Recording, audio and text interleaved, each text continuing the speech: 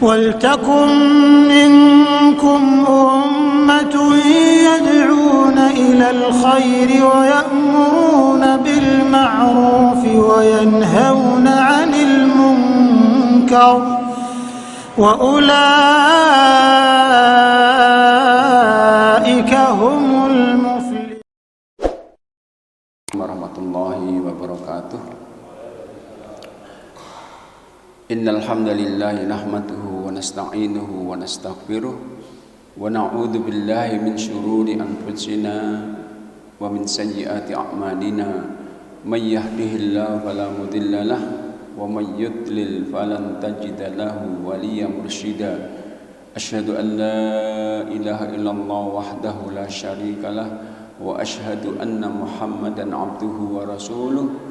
Allahumma salli wa sallim ala nabiyyika Muhammad wa ala alihi wa sahbihi wa man da'a bi da'watihi wa sara ala nahjihi ila yaumiddin. Amma ba'du, fa yaqulu subhanahu wa ta'ala fi muhkami tanzili, ya ayyuhalladzina amanu taqullaha wa qulu qawlan sadida yuslih lakum a'malakum wa yaghfir lakum dhunubakum wa may yuti'illaha wa rasulahu faqad faza fawzan 'azima. Para jamaah sekalian, bapak-bapak, ibu-ibu rahimakumullah, alhamdulillah kita bersyukur kepada Allah Ta'ala yang pagi hari ini telah kembali berkenan untuk memberikan kepada kita sekalian kemudahan dan taufiknya sehingga kita kembali bisa bertemu dalam sebuah masjid taklim di rumah Allah yang kita cintai ini. Mudah-mudahan Allah Ta'ala berkenan untuk meridhai dan mudah-mudahan berkenan untuk mencatat semua upaya kita di rumah Allah ini sebagai bagian dari ibadah kita yang mudah-mudahan nantinya bisa menambah beratnya timbangan kebaikan kita insyaallah. Allahumma amin. Bapak-bapak sekalian, bahwa hidup dan mati ini sebuah kepastian. Ini ketentuan Allah SWT yang bukan bersifat opsional, dalam arti kita tidak bisa milih saya tidak mau hidup atau mati saja. Dan kita pun juga pasti tidak bisa milih, kita akan mengalami dua kehidupan, dunia yang fana ini dan akhirat yang kekal abadi. Nah, dua kehidupan ini Nabi menggambarkan sebagai sebuah perjalanan yang butuh bekal. Bekal yang tentunya menjamin kehidupan kita di dua kehidupan itu aman, baik-baik saja. Dan Nabi mengatakan bekal satu-satunya yang dengannya kita bisa hidup bahagia dunia akhirat itu disebut dengan takwa. Maka itu Allah berpesan kepada kita sekalian untuk berbekal takwa itu dengan firman-Nya surat yang kedua 197, wa tazawwadu fa inna khairaz zadit taqwa, dan berbekalah kalian sesungguhnya sebaik bekal takwa. Nah, kita bekal takwa sudah kita himpun, maka semua kehidupan kita akan baik saja. Di dunia ini Allah berikan segalanya. Di antaranya kalau kita sudah bertakwa, maka kita Allah akan berikan satu kemampuan untuk membedakan mana yang benar, mana yang salah. Al-Quran mengatakan misalnya surat Al-Anfal 29, ya ayyuhalladzina amanu in tattaqullaha yaj'al lakum furqan. Wahai orang beriman, kalau kalian sudah bertakwa, maka Allah memberikan kalian kemampuan membedakan furqan, yaitu membedakan hak dan batil, dan dimudahkan semua urusan kita. Ayat yang lain Tolak misalnya Allah katakan wa may yattaqillaha yaj'al makhraja wa yarzuqhu min haitsu. Allah berikan kita solusi dari semua program kita hidup, dan Allah berikan kita rezeki yang tidak pernah kita sangka dari mana datang. Dan di akhirat nanti Allah berikan kita surganya. Diampuni dosa-dosa kita dunia, di surga. Allah katakan di surat At-Tolak ayat 5, ya wa man yattaqillaha yukaffir anhu sayyi'atihi wa yu'dzim lahu ajra. Dan siapa yang bertakwa, maka Allah akan ampuni semua dosa-dosanya, dan Allah akan berikan pahala yang terbaik nanti, yaitu surga. Nah, bekal takwa ini jemaah sekalian ternyata hanya bisa kita himpun dengan satu cara saja, yaitu dengan cara ibadah. Maka semua ibadah itu targetnya agar dengan itu kita bisa menghimpun bekal takwa itu. Misalnya Allah seru manusia secara umum, surah Al-Baqarah 21, ya ayyuhan nasu butu rabbakumul ladzi khalaqakum wal ladzina min qablikum la'allakum tattaqun. Wahai sekalian manusia, ibadahlah kepada Rabb kalian yang telah menciptakan kalian, juga orang kalian, agar dengan ibadah itu kalian menjadi orang yang bertakwa. Nah, ilmu yang mengajarkan kita tentang bagaimana ibadah itu disebut ilmu fikih. Maka ilmu fikih itu yaitu disebutkan al-ilmu bil ahkamis syar'iyyatil amaliyati al-muktasabu min adillatiha at-tafsilah. Fikih itu adalah ilmu pengetahuan yang mengajarkan kepada kita tentang ibadah-ibadah yang sifatnya praktis. Yang ibadah itu disimpulkan dari dalil yang rinci, Quran, Sunnah, dan istilah ulama kita. Maka belajar fikih itu artinya menjadi sebuah keharusan. Karena nggak mungkin kita bisa mengetahui bagaimana ibadah kecuali dengan fikih saja. Ada yang mengatakan, saya nggak mau belajar fikih, mau ikut hadis saja. Nah, sama ulama hadis mah bermadhab. Imam Bukhari, coba imam hadis yang menghimpun buku terbaik itu bermadhab Syafi'i. Imam Tirmidzi yang punya banyak buku, Sunnah Tirmidzi, itu bermadhab Syafi'i.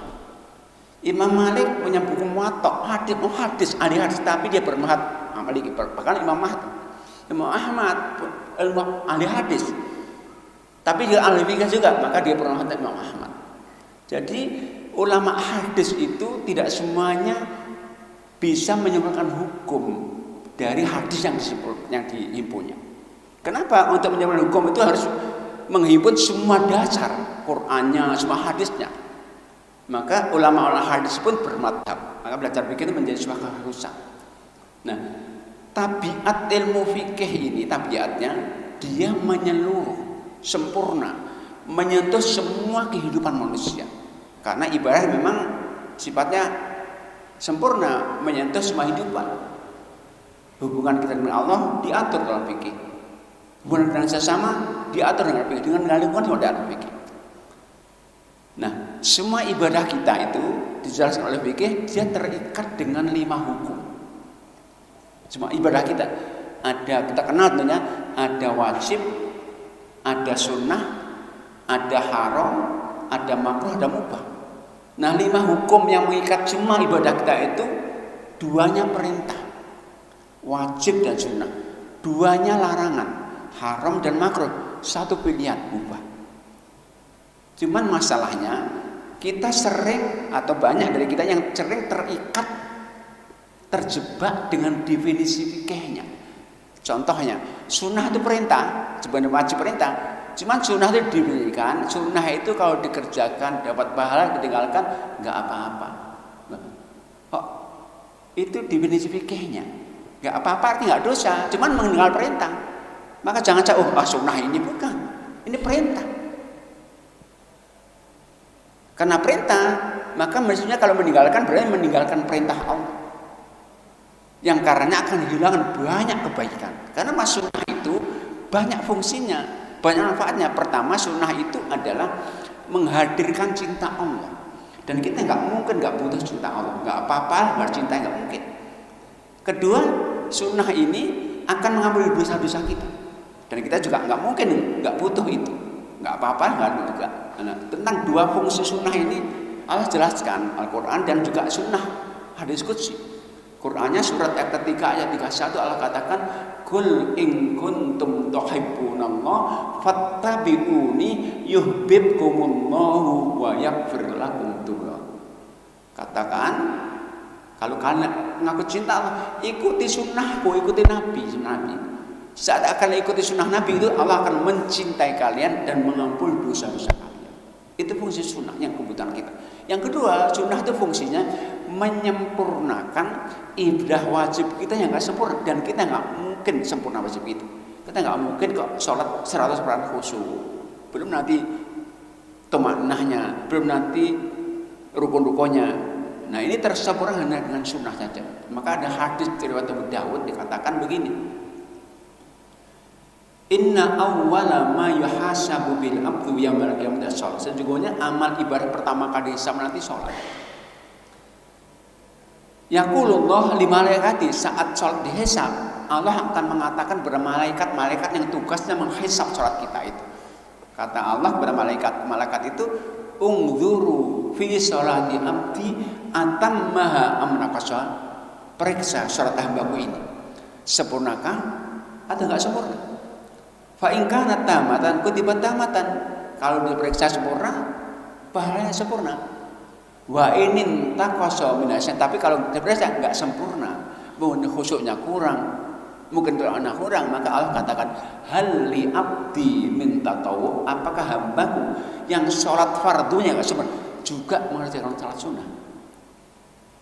Kalau diperiksa mengerjakan sholat sunnah, maka Allah katakan kepada malaikat itu, atimmu li abdi fardhatahu, minta sempurnakanlah kekurangan-kekurangan ibadah yang wajib itu dengan ibadah sunnah. Maka puasa sunnah menyempurnakan puasa wajib kita, infak sunnah menyempurnakan infak wajib kita, karena itu hukum sunnah dan ini perintah.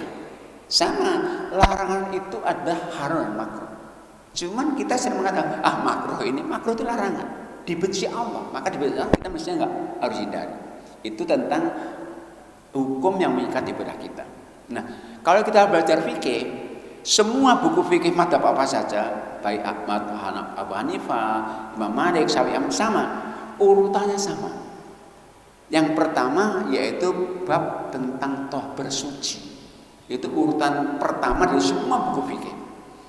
Kenapa menjadi urutan pertama? Karena ini menjadi kunci ibadah berikutnya. Sholat kita itu akan benar kalau sucinya benar. Maka kalau kita salah bersuci, sholat kita nggak akan benar, nggak sah juga. Maka menjadi kunci. Nah, dalam fikih itu dijelaskan, kita wajib bersuci dari dua hal. Pertama, bersuci dari najis. Kedua, bersuci dari hadas. Najis itu apa? Najis itu adalah kotoran-kotoran yang terjangkau oleh indera kita. Bisa kita lihat, bisa kita rasa, bisa kita cium. Yang itu harus terhindarkan dari tiga tempat. Dari pakaian kita, dari tempat sholat kita, dan dari badan kita. Satu dari tiga itu ada najis, maka nggak sah sholat kita. Harus kita hindarkan. Itu cara bersuci dari hadas, dari najis. Yang kedua, bersuci dari najis, dari hadas. Hadas itu apa? Hadas itu adalah sebuah kondisi yang dengan kondisi itu seorang muslimah nggak akan sah salat sampai bersuci. Jadi dan bukan najis, jadi najis hukum, bukan najis materi. Nah, hadas itu ada dua macam. Pertama hadas kecil, dengan buang angin, buang air kecil. Air itu kan hadas kecil, itu berarti berhadas. Caranya dengan cara berwudu.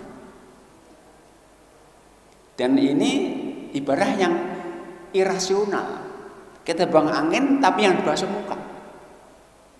Kita buang air yang dibasuh muka, tangan di kanan. Nah, hadas besar, wanita yang haid, nifas, junub, itu hadas besar. Caranya dengan cara mandi. Sehingga orang itu kalau saat hadas kecil harus wudu kalau mau sholat, dan wudunya harus benar. Orang nggak bisa hadas besar harus mandi. Maka seorang wanita haid itu sucinya bukan saat berhenti darah, tapi saat telah mandi. Nah, ketika kita tidak bisa wudu karena mungkin udzur syar'i, nggak ada air, sakit, nggak bisa mandi karena nggak ada air atau nggak cukup air, maka wudu dan mandi ini digantikan dengan tayamum. Ya, tayamum itu adalah sebagai alternatif pengganti wudu dan mandi saat kita tidak bisa melakukan karena udzur syar'i.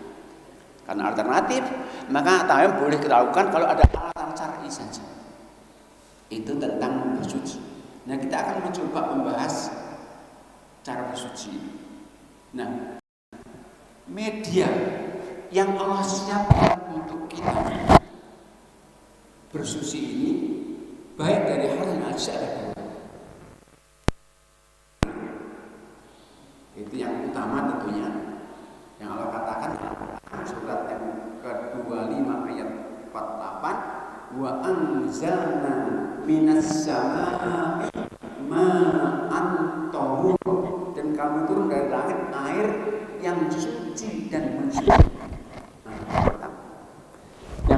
Yang kedua yang menjadi media bersuci itu adalah bumi ini, ya batu, ya debu, ya tanah. Di sini Allah, Nabi mengatakan kepada kita tentang media ini, ju'ilatil ardu li wali ummati masjidan wa tahur. Dijadikan bumi ini untukku dan umatku sebagai tempat untuk bersujud dan media alat untuk bersuci. Sehingga orang itu kalau najis karena buang air kecil atau besar, itu boleh bersuci dengan batu meskipun ada air. Seorang itu kalau nggak ada air boleh tayamum. Seorang wafat ini nggak ada air, orang wafat itu harus besar, maka nggak bisa memandikan air, maka ditayamum. Itu dua media yang Allah siapkan untuk kita sebagai alat bersuci. Nah, tentang najis pertama, air pertama, air. Nah, air yang bisa dipakai untuk bersuci, baik untuk menghilangkan najis atau hadas, itu disebut air yang suci dan mensucikan. Namanya tahur. Dari istilah fikihnya tahur.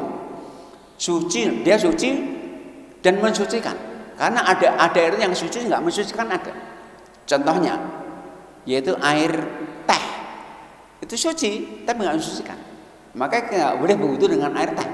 Sirup misalnya suci tapi nggak mensucikan. Itu tentang air yang bisa pakai bersuci adalah yang suci. Nah, air itu para ulama untuk memudahkan pembahasannya membagi menjadi 4 macam. Pertama disebut air mutlak. Air mutlak itu ada orang umum menyebutnya itu air. Nah, air mutlak itu hukumnya suci dan mensucikan. Ada 4 macam jenis air mutlak yang semua suci mensucikan. Apa itu? Pertama, semua air yang turun dari langit, baik air hujan, air embun, air salju, itu mensucikan. Ayatnya tadi surat yang ke-25 48 Allah katakan wa anzalna minas samai ma'an tahura, dan kami turun dari langit air yang suci dan mensucikan. Jadi itu pertama. Yang kedua dasarnya ada hadis di mana hadis itu Nabi menjelaskan sebagai salah satu doa iftitah. Allahumma ghsilni min khotoya bithalji wal ma'i. Ya Allah, sucikan kotoranku itu dengan air hujan, air embun, dan air salju. Ini jenis pertama air mutlak. Jenis yang kedua air mutlak itu yaitu air laut. Itu warnanya rasanya beda, tapi itu ulama sepakat itu jenis air mutlak yang suci dan mensucikan. Dasarnya hadis. Jadi ada sahabat-sahabat Nabi itu ada yang sering menyeberang lautan. Mereka mengatakan kepada Nabi, ya Rasulullah, inna narkabul bahro walam nahmil ma illal qalil fa idza tatahharna bi atisna ana tawaddau min ma'il bahri. Ya Nabi, kami sahabatmu yang suka menyeberang lautan, dan saat itu kami tidak bisa membawa air kecuali sedikit. Yang apabila kita pakai untuk bersih, kita kehausan. Nabi, bolehkah kita berwudu dengan air laut? Nabi mengatakan huwat tahuru ma'uhu al-hillu maitatuhu. Laut itu airnya suci dan mensucikan, dan bangkainya pun halal dimakan. Itu air laut. Yang ketiga termasuk air mutlak yang suci mensucikan yaitu air zam-zam, air telaga. Jadi zam-zam itu wujudnya di telaganya. Maka semua air telaga itu dianalogikan, digaskan, hukumnya suci mensucikan. Nabi biasa memakai air zam-zam sebagai, bahkan diminum, dipakai bersuci. Yang keempat termasuk air mutlak yang suci mensucikan itu, ini dasarnya ijma, kesepakatan ulama, yaitu apa? Air yang berubah warnanya Tapi perubahan disebabkan karena lamanya tergenang atau karena tempatnya. Jadi air itu kalau berubah warnanya karena lamanya tergenang atau karena tempatnya, dihukumi suci. Jijik nggak berubah hukum. Air itu tergenang lama menjadi hijau, lumuteng. Mungkin kita jijik, itu suci. Termasuk mungkin air di sungai yang air deras, yang dari sumbernya bening itu, tapi saat hujan banjir bisa jadi batu bergelindingan, sehingga berubah menjadi coklat karena tercampur dengan debu, dengan pasir, maka anggap suci. Itu sekali lagi 4 macam air mutlak hukumnya disucikan, yaitu air hujan, air embun, air salju, air laut, kemudian air telaga, dan air yang berubah warna karena tempatnya. Nah, yang kedua disebut air mustakmal, air yang telah terpakai, bukan sisa ya, terpakai. Ya, kita mandi di satu kolam, kemudian ada yang mandi lagi, ada yang butuh di situ, itu harus terpakai. Kita butuh, tapi kita kembalikan ke ember yang kita pakai, itu harus terpakai namanya, bukan air sisa. Hukumnya apa? Ini baru ada terjadi perbedaan pendapat. Yang pertama, mayoritas ulama kita, termasuk ulama sahabat, termasuk ulama-ulama mujtahidin, Ibnu Abdul Barri misalnya, itu mengatakan air mustakmal itu tetap suci dan bersih meskipun sedikit. Kenapa? Alasannya banyak. Di antara hadis, jadi Nabi itu pada saat beliau mencontohkan bagaimana wudhu, maka pada saat beliau membasuh tangannya setelah muka, tangan belum kering ini,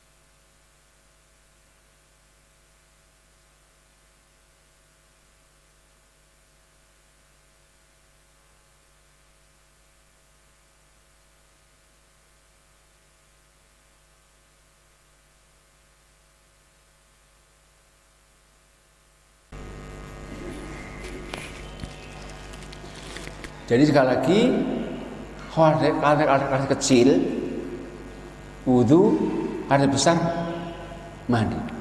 Nah, wudhu ini sebagai media, alat, cara bersuci dari hadas itu ibadah yang sangat amat mulia. Bahkan ada satu ayat khusus, itu ayat wudhu, surat 5 ayat 6. Secara rinci dijelaskan di situ. Kata Allah, "Idza qumtum ilas sholati faghsilu wujuhakum wa aydiyakum ilal marafiqi wamsahu bi ru'usikum wa arjulakum ka'bayn." Kalau kalian niat untuk sholat, maka basuhlah wajah kalian, kedua tangan sampai siku, usaplah kepala, dan basuhlah kaki sampai dengan mata kakinya. Dan sebagai ibadah dia pahalanya sangat besar sekali, sangat besar pahalanya. Enggak sebanding dengan ringannya amal itu. Apa? Pertama, menghapus dosa. Ada hadis Muslim begini. Kata Nabi SAW, "Idza tawaddo'al abdul muslim fa ghasala wajhahu kharajat kullu khati'atin nadhara ilaha aina ma'a ahli qatril ma." Kata Nabi, kalau seorang hamba muslim wudhu dan membasuh mukanya, maka akan keluarlah semua dosa-dosanya akibat pandangan matanya bersama tetesan terakhir air yang menetes dari wajah. Wa idza ghasala yadayhi, kalau membasuh kedua tangannya, kharajat kullu khati'atin batasat yada. Ma'a al-qatrma. Kalau membasuh kedua tangannya maka keluar semua dosanya akibat kesalahan tangannya. Bersama akhir tetesan air yang menetes dari tangannya. Wa idza ghasala rijlaihi ma kharajat kullu khati'atin. Kata Nabi, kalau membasuh kedua kakinya maka keluar cuma kotorannya, dosanya akibat langkah kakinya. Hatta kharaja naqiyya, sampai habis wudu habis dosanya. Sehingga kalau wudu itu niatkan dua. Di samping kita sudah hadas, membersihkan dosa-dosa kita. Sehingga apa? Kita kalau Allah uji, jadi ujian Allah itu sebagai tanda cinta Allah. Hadisnya sahih, Nabi mengatakan innallaha idza habba, Allah kalau mesti diujinya. Sering orang itu diuji dengan sering batal. Tapi sering orang mengeluh, kok bolak-balik batal. Padahal cinta Allah, artinya kalau sering uji batal berarti Allah ingin menghendaki dosa kita habis. Semakin banyak uji, semakin banyak. Maka jangan kalau kita diuji sering batal, mengeluh. Orang mengeluh Allah marah. Justru Allah cinta, Allah rindu kita banyak dosa kita habis dengan wudu itu. Itu manfaat wudu. Yang kedua, wudu itu bahkan kalau dalam kondisi tertentu dia pahalanya sejajar dengan jihad. Ada hadisnya, ini hadisnya Bukhari. Nabi mengatakan begini. Ala adullukum ala ma yamullah bil khotoya wa yabitu rajat. Tidakkah kalian mau aku tunjukkan amal-amal ibadah ringan tapi mahanya apa? Pertama menghapus dosa, kedua mengangkat derajat, dan dia sejajar dengan jihad. Apa itu? Pertama isbahul wudu al makari. Pertama adalah wudu dengan sempurna saat menghadapi kesulitan. Saat kita stres, saat kita marah, saat kita sumpah, itu wudu kita paling besar sekali. Menghapus dosa, derajat, dan sejajar dengan jihad. Karena fadhal itu sejajar dengan berjauh dengan para. Yang kedua, kasratul khuta dalam masjid, memperbanyak langkah menuju ke masjid. Ini paling besar sekali.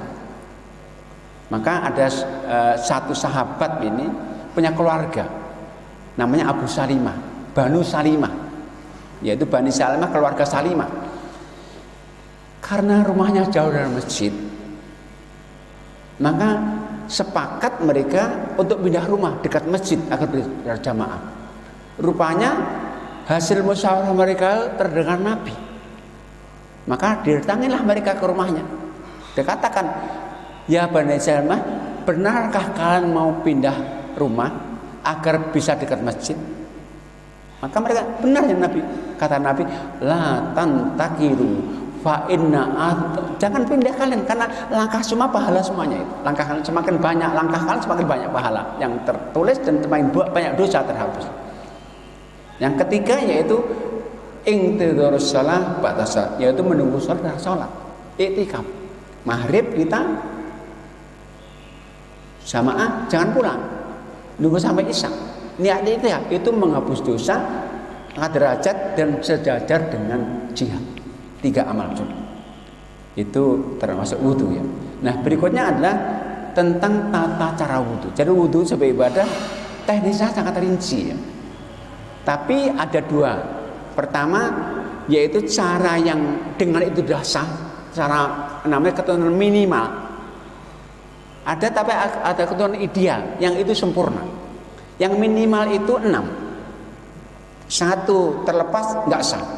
Yang Allah sebutkan dalam Al-Quran tadi surat 5 ayat 6. Apa? Pertama, niat untuk menyambut firman Allah, wudu agar suci. Yang kedua, membasuh muka 1 kali. Muka itu adalah ini wajah ini ya, mulai dari kening tumbuhnya rambut sampai dagu sampai ini. Membasuh itu airnya banyak, ukurannya mengalir bukan harus pakai keran. Yang penting kalau kita tersentuhkan ke wajah kita mengalir dia, maka boleh pakai ini. Dalam kondisi darurat kita boleh pakai ini. Jadi ini kalau kita semprotkan ke wajah kita, nggak sekali punya bolak-balik, yang mengalir. Katakan cukup. Apalagi ini, maka ini spray ini bisa menjadi media kita yang kita bawa kemana-mana. Saat kita mungkin bawa mobil, kendaraan motor, bawain, masukkan tas kita ke saku. Barang kita mau masjid, tempat wudhu rame ini, derak-derakan, ya kita pilihnya minggir yang semprotkan. Apalagi kalau kita di pesawat, kamar kecil sulit wudhu kita.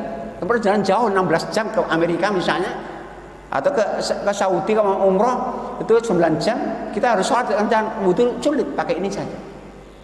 Sebab kalau kita pakai air gelas, oleh itu marahin nanti, merusak lingkungan. Tapi kalau itu nggak akan merusak ini, hanya pergi saja kita. Apalagi kalau nanti kita ke Masjidil Haram, kita kalau Masjidil Haram batal wudhu itu 1 jam bisa. Masuk udah tempat kita ada, tempat orang, pakai ini saja, cukup.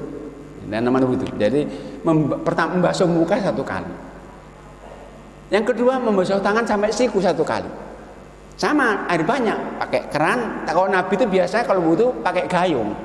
Jadi hanya 1 ini aja. Jadi memenuhi telapaknya dengan air langsung dibasuhkan. Tangan juga memenuhi airnya kemudian dibasuhkan. Sama nanti kita juga tangan juga bikin menjadi semprot gini, balik sampai mengalir. Jago. Tangan dan sampai siku harus terbasuh. Dan semua anggota harus terbasuh. Sehingga apa? Yang pakai cincin ketat itu kalau itu harus digerakkan itu. Karena apa yang kalau untuk top cincin nggak terbasuh nggak sah. Kena tip X, kena lem G, kena cat, itu kena kuku misalnya, kok sampai menghalangi air sampai suku, itu nggak sah. Pastikan semua kulit tersentuh air, mulai dari ini sampai siku sampai jari. Itu tentang rukun yang ketiga. Rukun yang keempat adalah mengusap kepala dan telinga. Jadi beda ya, kalau wajah Allah basuhlah, tangan kalau kepala diusap, nggak dibasuh. Diusap itu apa? Nggak perlu air banyak. Maka Nabi dalam mengusap kepala itu, Nabi mengusap kepala itu nggak pakai air baru. Jadi begini contoh, Nabi mencontohkan 3 kali. Saat Nabi tidak pakai surban, artinya begini, terlepas begini.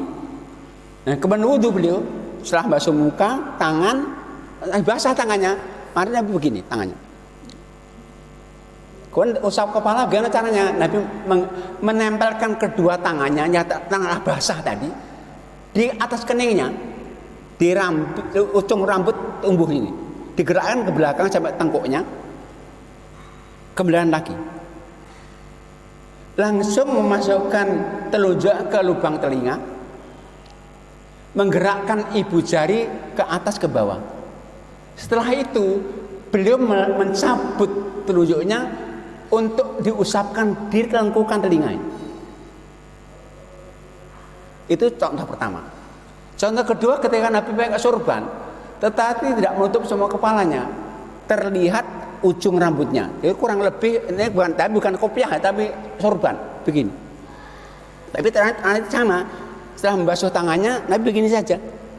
Kemudian meletakkan kedua tangan di rambut yang kelihatan, digerakkan di atas sorbannya. Kembalikan lagi, kemudian langsung masukkan sama. Ketiga, ketika Nabi pakai sorban dengan menutup semua kepalanya, ternyata Nabi nggak melepas sorbannya. Nabi hanya mengusapkan wajahnya, tangannya ke ini, kemudian diusap, ditaruh di ujung keningnya yang tertutup sorban, digerakkan dari sorbannya, kembalikan lagi, kemudian baru masukkan telunjuknya ke lubang telinga, menggerak-gerakkan. Karena itu ibu-ibu yang pakai jilbab, yang mungkin wudhunya di tempat-tempat terbuka nggak perlu membuka jilbabnya, cukup ya, toh nggak akan basah karena diusap bukan dibasuh ya. Jadi Nabi nggak pernah pakai air banyak loh, diusap. Allah katakan amsahu, usap itu cukup dibasahi saja, jadi nggak akan membahayakan. Ibu-ibu nggak akan basah jilbab, gitu kan. Cuman nanti telinganya tetap dimasukkan jangan ke jilbab, tetap diusap. Nah, rukun berikutnya adalah membasuh kedua kaki dengan mata kakinya. Nah, ini dibasuh lagi ini. Jadi kalau wajah dibasuh, tangan dibasuh, kepala telinga diusap, kaki dibasuh lagi dengan mata kakinya. Sedikit ada nggak terbasuh, nggak sah. Maka Nabi itu pernah di masjidnya melihat seorang sahabat mata kakinya nggak terbasuh, masih kering, dan mengatakan ulangi wudhu karena ada sebagian nggak terbasuh. Nah, itu rukunnya. Rukun berikutnya berurutan, nggak boleh nggak berurutan ya. Nggak boleh diulang, dibalik dari kaki, harus dari wajah, tangan, kepala, telinga, baru kaki. Dan berikutnya berkesinambungan. Artinya apa? Terus menerus, tidak ada jedanya. Jeda itu boleh, tapi tidak boleh sampai anggota kita yang kita basuh itu kering baru berikutnya. Jadi kalau kita basuh muka, ngobrol boleh-boleh, tapi nggak boleh meneruskan tangan kalau sudah kering ini. Kalau masih basah boleh. Kalau basuhnya udah kering, nggak boleh ini, diulangi lagi. Tapi kalau kita ini masih ini ada ajak ngomong nggak masalah. Cuman kalau belum kering boleh langsung. Jadi namanya bersinambungan. Itulah rukun wudhu yang dengan itu saja sah. Satu nggak terpenuhi nggak sah. Cuman itu wudhu belum sempurna. Semua fadilah wudhu itu yang menghapus dosa, mengangkat derajat, itu ketika wudhunya sempurna, yaitu dengan ikuti sunnah Nabi. Yang itu sunnah banyak sekali. Nah, mungkin nanti akan kita bahas berikutnya mungkin. Sementara itu mungkin monggo kalau ada yang menambahkan bertanya silahkan. Ada yang menambahkan?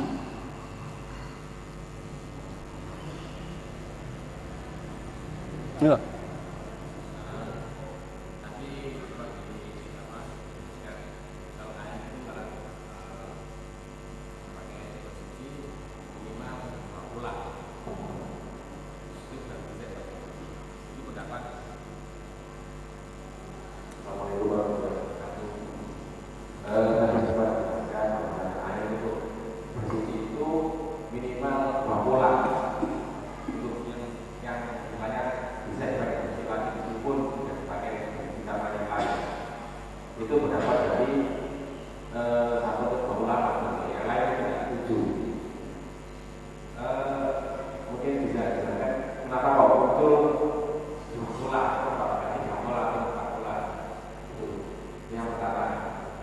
Kenapa dua kulah itu?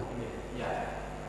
Terus yang kedua dengan tempat yang orang yang berwudu itu, kalau orang berwudu setelah mandi masih belum berpakaian dan berwudu apakah boleh atau tidak?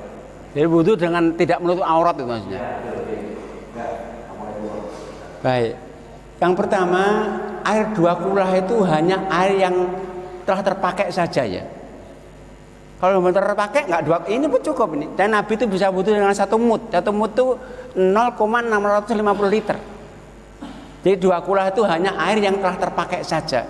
Yang itu pun hanya Imam Syafi'i dan Imam Ahmad saja.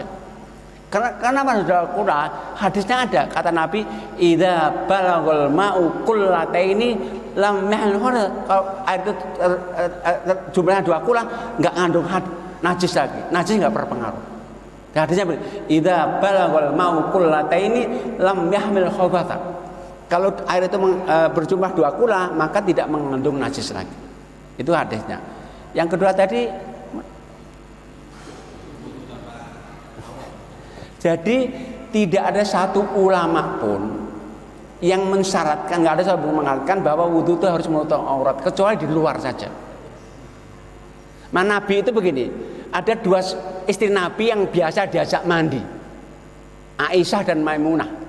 Bercerita Nabi itu kalau mandi, pertama tentunya melepas pakainya semuanya. Kedua, kemudian beliau langsung membersihkan kedua telapak tangannya dan membersihkan kelaminnya. Setelah itu wudhu. Apakah kemudian Nabi setelah membasuh kelaminnya kemudian pakai baju lagi. Enggak, langsung wudhu, setelah wudhu baru menyiapkan air. Maka wudhu itu tidak harus menutup aurat selama itu bukan di luar. Nggak baca, nggak ada syaratnya. Yang penting basuh muka, tangan, pergerak sampai siku, ngucap kepala dan telinga, udah cukup. Jadi boleh. Ada yang lain mungkin? Iya monggo.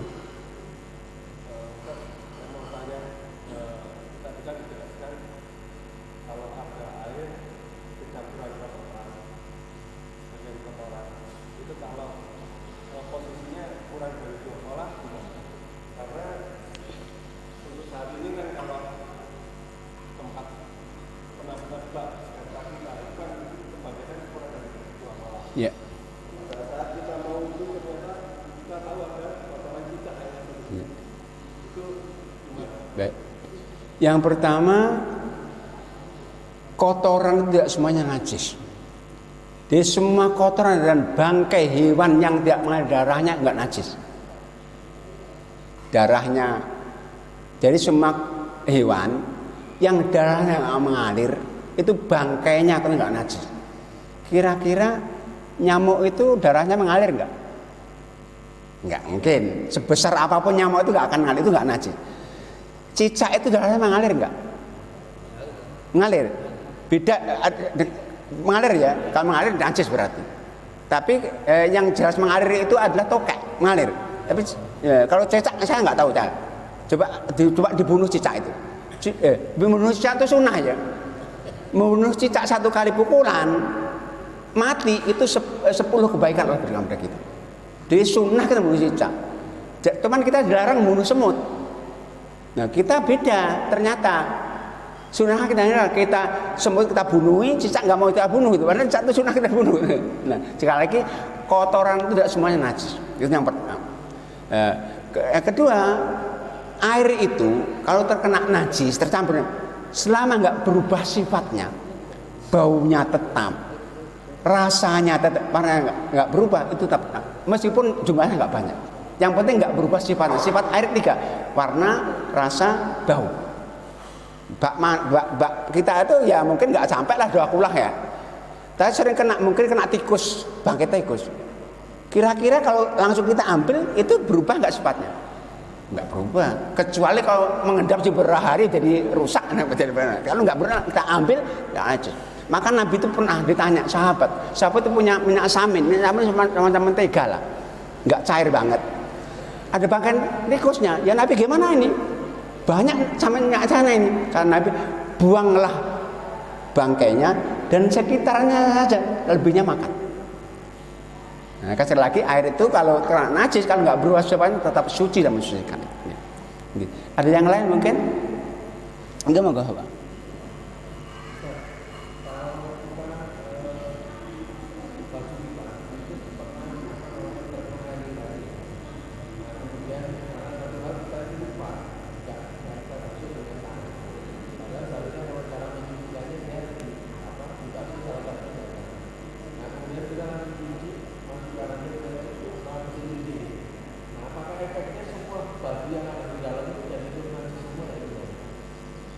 Di pakaian kita najis ya, terkena air lonceng ya. Nah kita itu lupa karena harusnya kan mencucinya salah satunya dengan tangan Ya. untuk mencucikannya. Tentu kita lupa. Nah kemudian kita langsung masukkan ke mesin cuci kemudian dicuci bersih. Nah apakah itu juga satu itu jadi ikut najis semua ya? Baik. Itu yang pertama. Baik. Yang kedua, ketika kita selesai hubungan, nah, apakah sunnahnya itu kita disunahkan langsung mandi atau kita cukup bisa berhubungan? Karena malam hari itu kita mungkin sampai pagi hari itu atau gimana ini? Baik. Yang pertama, kalau lupa itu termaafkan ya. Betul, maafkan. Kita puasa lupa makan batal nggak? Nggak batal. Bahkan rezeki itu.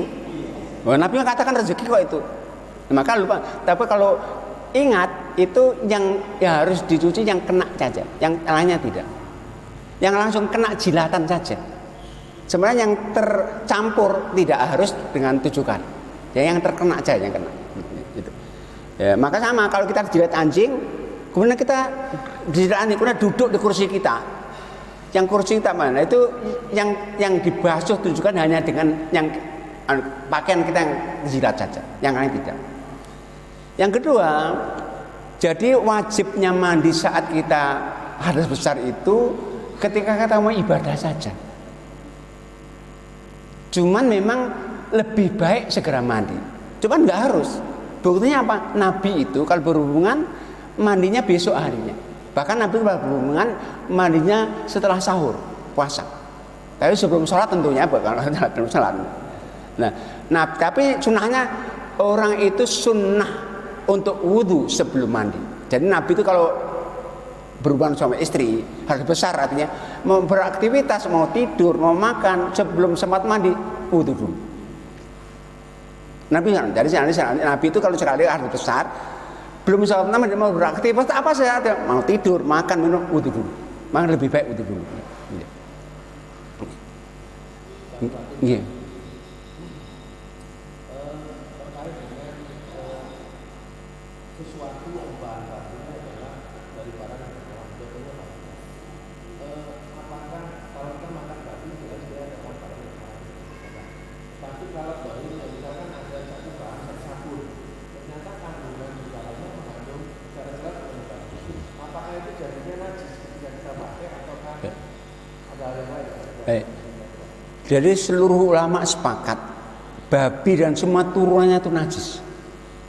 Maka MUI fatwanya tahun karena 2000-an 2020 itu mengharamkan muslim memakai sepatu kikes. Enak kalau itu kan enak sekali pakai.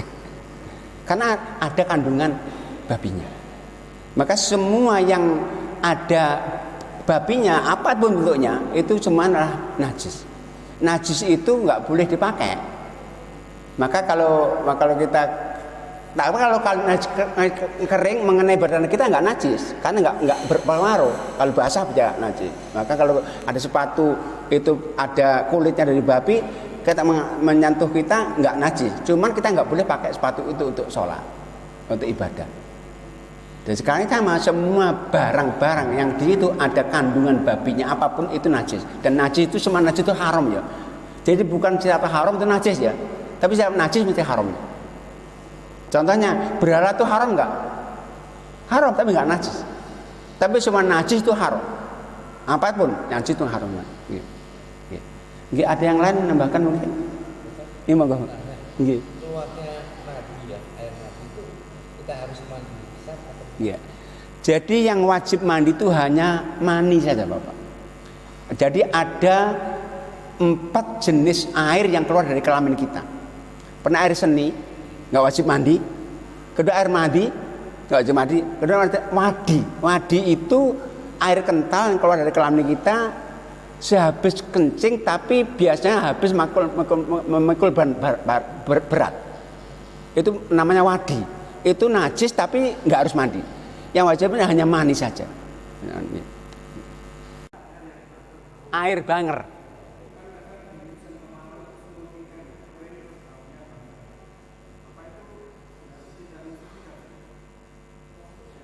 Jadi begini Bapak. Jadi kalau air itu berubah baunya, kan sifat air 3 ya, yaitu bau, rasa, warna. Kalau berubah satu sifatnya, kalau sumbernya itu dari najis, najis. Kalau sumbernya bukan dari najis, nggak najis. Kan air kena sirup berubah warnanya kan.